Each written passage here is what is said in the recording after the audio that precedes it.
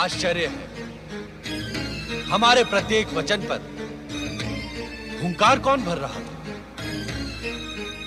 कौन है वो प्राणी जो हमारी आज्ञा के बिना इस दिव्य ब्रह्म ज्ञान के संदेश को सुनकर हुंकार भर रहा था? उपस्थित हो।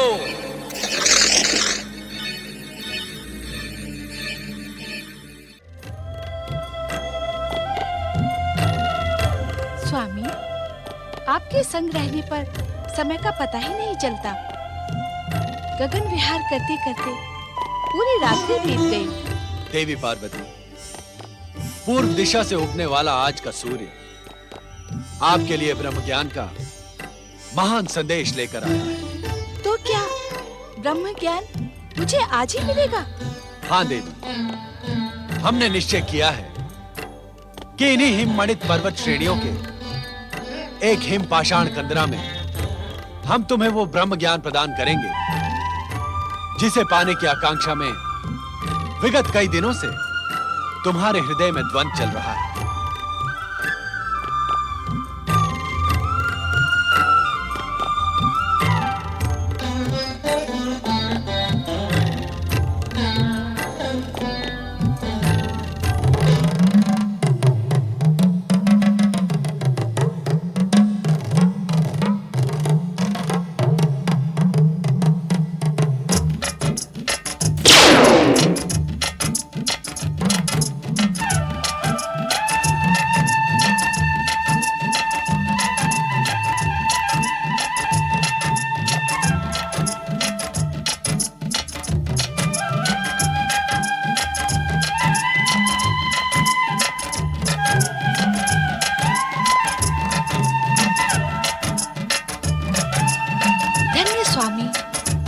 प्रकृति के सुंदर, शांत, मनोरम स्थान को देखकर मेरी आत्मा प्रसन्न हो गई है।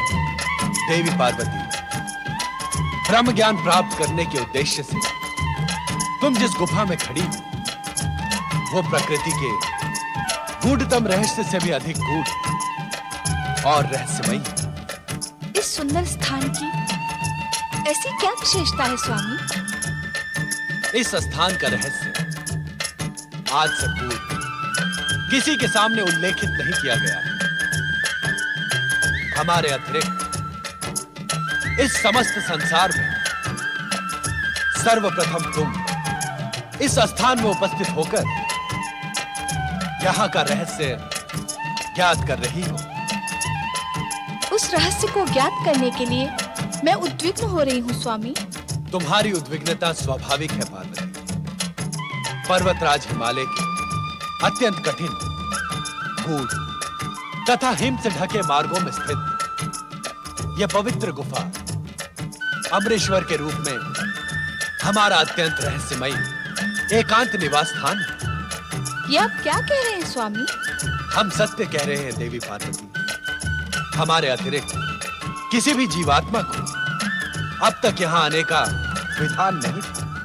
निस्संदेह स्वामी, ब्रह्म ज्ञान प्राप्त करने के लिए मैं विगत दिनों से व्यग्र हूँ, किंतु अब आपके इस रहस्यमय एकांत निवास का रहस्य जानने को उत्सुक हूँ। देवी पार्वती, सृष्टि निर्माण के उपरांत जब जीवन के साथ मृत्यु भी अस्तित्व में आई, तब मृत्यु एवं अंतकाल देवताओं को भी भयभीत करने लगा। भयभीत देवगण हमारी शरण में आए। तब हमने देवताओं को मृत्यु के भय से उबारने के लिए सदा अपने मस्तक पर सुशोभित चंद्रमा को निचोड़ा। अद्भुत, आश्चर्यजनक। निश्चित ही सदा आपके मस्तिष्क का स्पर्श पाने वाले चंद्रमा में अमरत्व विद्यमान होगा। हाँ पार्वती, चंद्रमा को निचोड़ने से अमरत्व का पान करके देवगण अमर हो गए। परंतु भोलेनाथ, इस पावन कथा का इस पवित्र अमरेश्वर गुफा से क्या संबंध? संबंध है देवी पार्वती। उस अमरत्व की कुछ बूंदें पृथ्वी के इसी क्षेत्र में गिरी।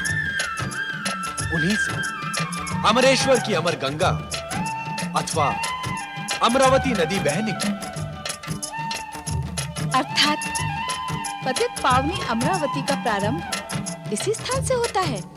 हाँ देवी, चंद्रमा को निचोड़ने से गिरी अमरत्व की बूंदों ने इस गुफा में पहुंच सकने वाले व्यक्ति की अमरता सुनिश्चित कर दी।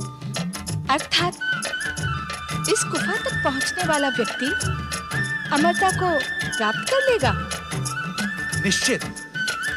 यहाँ की वायु, यहाँ के वातावरण में अमरत्व विद्यमान है, जो किसी भी जीवात्मा को जीवन मृत्यु से मुक्ति प्रदान कर अमर बना सकता है। तब तो मानव कल्याण के लिए ये महान स्थान है, क्योंकि मानव सदैव अमरता प्राप्ति का प्रयास करता है।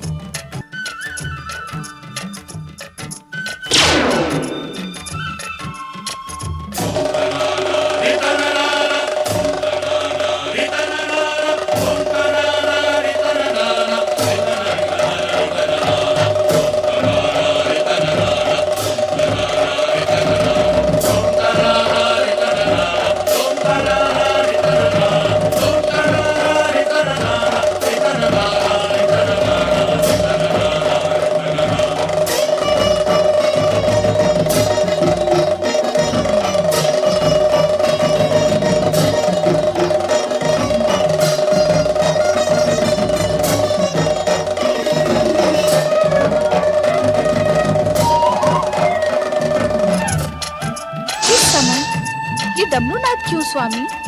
देवी पार्वती, जिस प्रकार इस पवित्र गुफा में आने वाला जीव अमर हो सकता है, उसी प्रकार किसी भी जीव के कानों में दिव्य ब्रह्म ज्ञान पड़ जाने से वो ब्रह्मज्ञानी बन इस सृष्टि की समस्त व्यवस्था को छिन्न भिन्न कर सकता है। किंतु डमरूनाथ से क्या होगा? इस डमरूनाथ के भीषण स्वर से इस गुफा के आसपास रहने वाले जीव जंतु दूर भाग जाएंगे। क्या जीवन यहाँ भी है स्वामी? आश्चर्य है कि यह प्रश्न हमसे पर्वत नंदिनी पार्वती पूछ रही है। देवी, जीवित रहने की आकांक्षा जीवात्मा को कहां-कहां ले जाती है, यह जानकर आपको अपार आश्चर्य होगा। आश्चर्य तो मुझे इस गुफा को देखकर भी हो रहा है स्वामी। हम इसी आश्चर्यचकित करने वाले स्थान पर आपको ब्रह्म ज्ञान का अमर संदेश प्रदान करेंगे। इसी कारण भविष्य में यह गुफा अमरनाथ धाम के रूप में प्रसिद्ध होगी। जय अमरनाथ धाम। आज हमारे प्रिय मास श्रावण की पूर्णिमा है। आज के दिन जो श्रद्धालु शिव भक्त हमारी प्रेरणा प्राप्त कर यहाँ हमारे प्रतीक शिवलिंग के दर्शन करेगा, उसे अमरता के साथ ही साथ वैसा ही दिव्य ज्ञान प्राप्त होगा जैसा अब हम तुम्हें प्रदान करेंगे। अर्थात क्या अब प्रत्येक वर्ष श्रावण पूर्णिमा पर यहाँ आपका प्रतीक पूर्ण हिम शिवलिंग अवतरित होगा? हाँ देवी, आज से प्रत्येक वर्ष श्रावण माह में चंद्रमा के बढ़ने के साथ ही साथ मेरा प्रतीक हिम शिवलिंग अवतरित होकर पूर्णिमा के दिन पूर्ण होगा तथा चंद्रमा के घटने के साथ ही अमावस्या तक मुझ में विलीन हो जाएगा।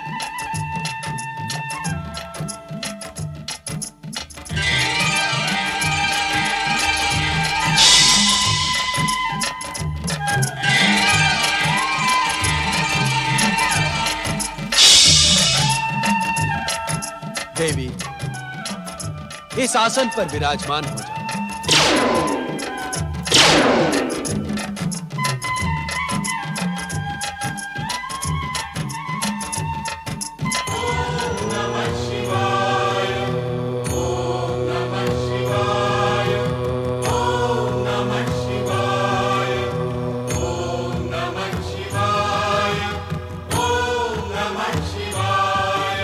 ब्रह्म ज्ञान की कथा अत्यंत रहस्यमय तथा कठिन है। हम ये ज्ञान तुम्हें समाधि अवस्था में प्रदान करेंगे। इसे कहते हुए हमें तथा सुनते हुए तुम्हें रोमांच का अनुभव। अतः सुनने की सहमति का हुंकार भरती है,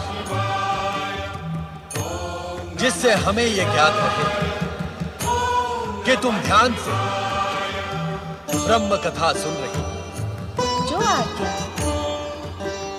शक्ति स्वरूपा पार्वती, तुम्हें यह ज्ञात हो कि पूर्व काल में हमने अपने निर्गुण दिव्य तेज से पंचक्रोशी नगरी का निर्माण किया। इसी पंचक्रोशी नगरी में श्री हरि विष्णु पुरुष के रूप में प्रकट होकर हमारे पंचाक्षरी मंत्र का प्रणव सहित ब्रह्म ज्ञान की साधना करते हुए जप करने लगे। ओम नमः शिवाय। हमारे इस पंचाक्षरी मंत्र के निरंतर जप से एक दिव्य ध्वनि का निर्माण हुआ। उस दिव्य ध्वनि से आनंद की लहरें उठने लगी। श्री हरि विष्णु का संपूर्ण शरीर इस आनंद लहरी का अनुभव करने लगा।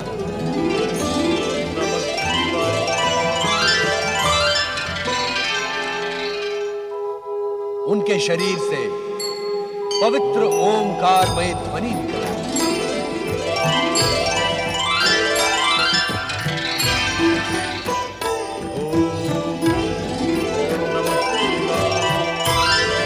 ये ओमकारमय ध्वनि इस बात का संकेत है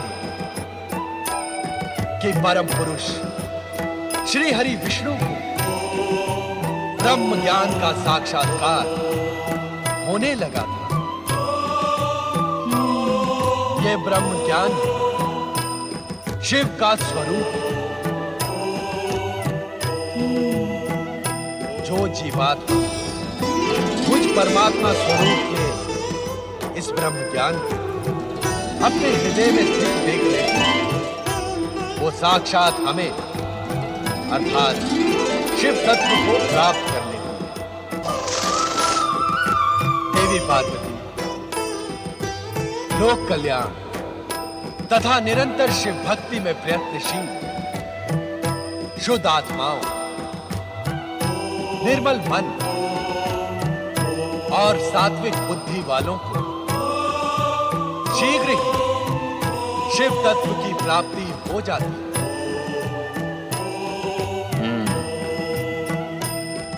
सृष्टि के कण कण में शिव तत्व की अनुभूति, प्राणी मात्र की श्रद्धा और भावनाओं को आहत न कर तथा संपूर्ण संसार को शिव की रचना मानने वाली जीवात्माओं को शिव ज्ञान की प्राप्ति हो।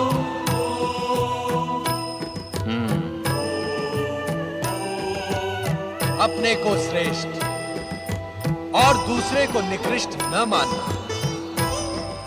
तप, जप और पवित्रता की ओर अग्रसर होने वालों के मार्ग में बाधक न बनने वाली अहंकार रहित जीवात्माओं को शिव भक्ति की प्राप्ति होती है। शिव तत्व, शिव ज्ञान और शिव भक्ति की प्राप्ति से मन, आत्मा और बुद्धि तेजस्वी तथा ओजस्वी बन जाती है। इतना प्राप्त कर लेने पर कुछ भी प्राप्त करना शेष नहीं बचता। शिव तत्व शिव ज्ञान और शिव भक्ति को प्राप्त करने का एकमात्र मार्ग है शिव चरणों में अपना जीवन समर्पित कर निरंतर हमारे पंचाक्षरी मंत्र ओम नमः शिवाय का जाप कर। हमारे इस पंचाक्षरी मंत्र ओम नमः शिवाय में संसार का सर्वश्रेष्ठ ज्ञान समाहित है।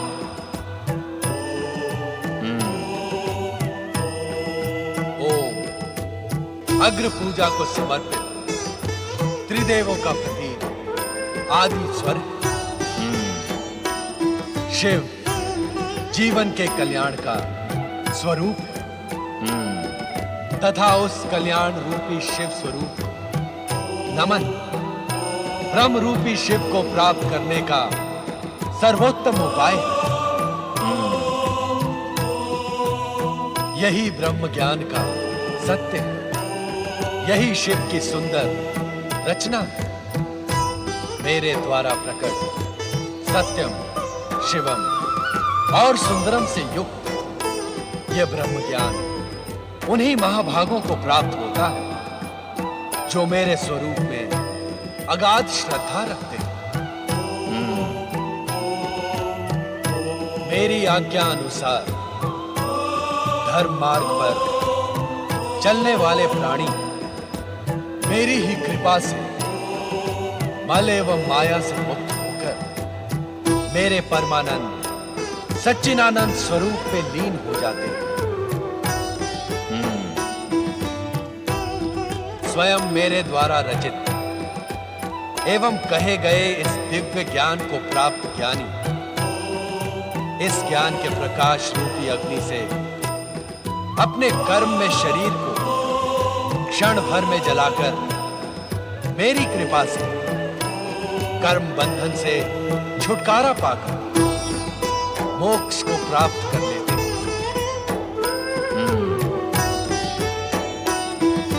तब इस सृष्टि का गोपनीय से गोपनीय रहस्य भी उसके सम्मुख रहस्य नहीं रह जाता, कारण कि वो स्वयं शिव तत्व प्राप्ति का प्रतीक बन जाता। यही है परम दिव्य ब्रह्म ज्ञान जिसे पाकर तुमने अपनी आत्मा को मुझ परात पर ब्रह्म में समाहित कर दिया है। अब तुम स्वयं शिव तत्व, शिव ज्ञान और शिव भक्ति की प्रतीक हो।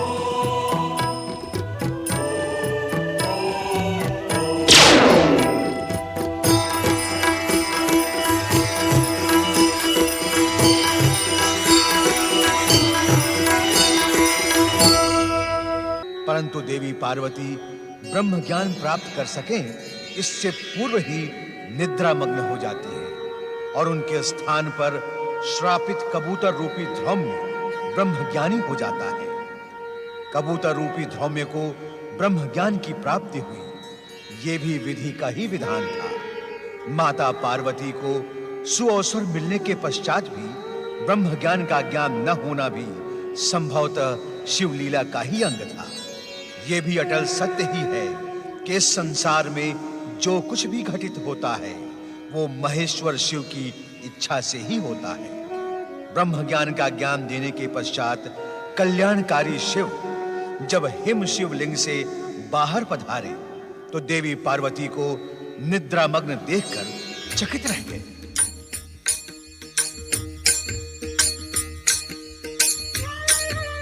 तुम सो रही हो पार्वती, तुम अपनी निद्रा को रोक न सके। परम शिव तत्व और ब्रह्म ज्ञान की प्राप्ति के स्थान पर तुम्हें निद्रा ही प्रिय लगी। आश्चर्य है, हमारे प्रत्येक वचन पर हुंकार कौन भर रहा था? कौन है वो प्राणी जो हमारी आज्ञा के बिना इस दिव्य ब्रह्म ज्ञान के संदेश को सुनकर हुंकार भर रहा था। उपस्थित हो।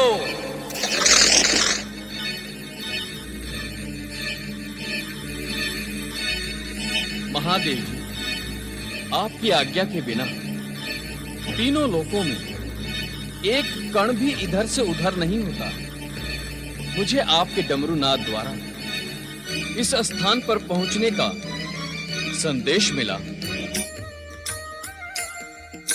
क्या आपकी इच्छा के बिना कपोत जैसा साधारण प्राणी इस भयानक शीत प्रदेश में एक क्षण में जीवित रह सकता है? इसके उपरांत भी यदि मैंने आपकी आज्ञा का उल्लंघन किया हो तो आप मुझे दंड दें भोलेनाथ। मैं पापी आपके दंड का ही योग्य हूं स्वामी। मन छोटा न करो ध्रुव। ये सारी माया हमने तुम्हें शाप मुक्त और ब्रह्म ज्ञान देने के लिए ही रची थी। ब्रह्म ज्ञान के लिए तुम्हारी पात्रता पहले ही निश्चित हो गई थी। अब तुम अपने गुरु के शाप से मुक्त हुए। ब्रह्म ज्ञानी ध्रुव में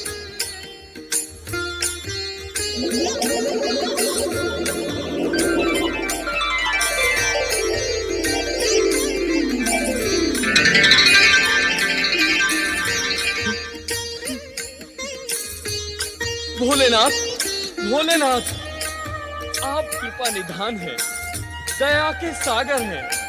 शापग्रस्त धौम्य को कपोत योनि से मुक्ति देने के लिए आपने कितना कष्ट किया है। आप कैलाश से यहाँ आए। जय जय भोले भंडारी, जय शिव शंकर, जय जय शिव शंकर, जय जय शिव शंकर। ये मैं क्या देख रही हूँ?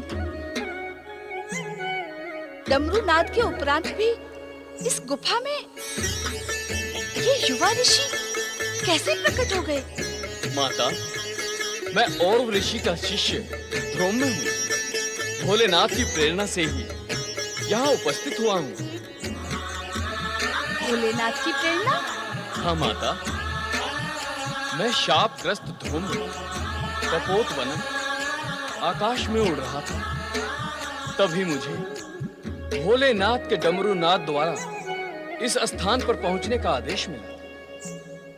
माता, आज भोलेनाथ की कृपा से मेरा पुनर्जन्म हुआ है। अन्यथा कपोत योनि से मुझे मुक्ति कौन प्रदान करता? मैं समझ गई स्वामी। इन्हीं ध्रुव ऋषि को शाप मुक्त कर ब्रह्म ज्ञान का उपहार प्रदान करने के लिए ही आप मुझे इस पवित्र अमरनाथ गुफा में लेकर आए। किंतु मेरा दुर्भाग्य देखिए स्वामी, पाकर भी मैं उस दिव्य ज्ञान से वंचित रह गई। मेरी अभागी निद्रा। पश्चाताप न करो पार्वती। तुम्हारा निद्रा मग्न होना भी हमारी ही लीला का अंग था। ध्रुव में अब तुम अपने गुरु के पास जाकर उनकी उद्विग्नता का शमन करो। हमारी आराधना करते हुए भी वे दुखी हैं। उनका मन अस्थिर है। तुम उन्हें दिव्य ब्रह्म ज्ञान प्रदान करो जो तुम्हें हमसे प्राप्त हुआ है। हाँ ध्रुव में एक शिष्य का अपने गुरु के प्रति यही कर्तव्य भी है। एवं संभवतः आने वाला भविष्य इस बात का साक्षी होगा कि तुमसे अधिक मूल्यवान गुरु दक्षिणा किसी भी शिष्य ने अपने गुरु को प्रदान नहीं की। जो आज्ञा माता। ध्रुव में हम तुम्हारे विनम्र स्वभाव और सदाचार से प्रसन्न होकर तुम्हें दिव्य शक्तियां भी प्रदान करेंगे।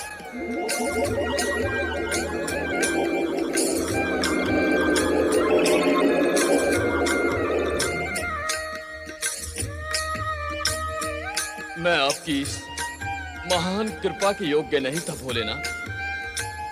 भगवान, अब मुझे आज्ञा दी जिससे शीघ्र अतिशीघ्र मैं अपने गुरु को विषाद मुक्त कर सकूं।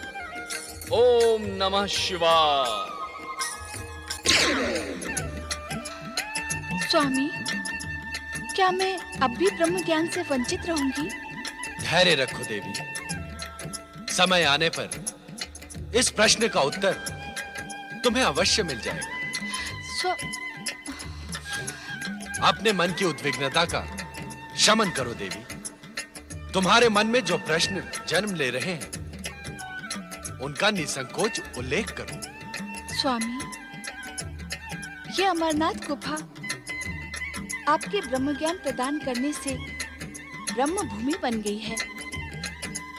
इसके शांत तथा आध्यात्मिक वातावरण ने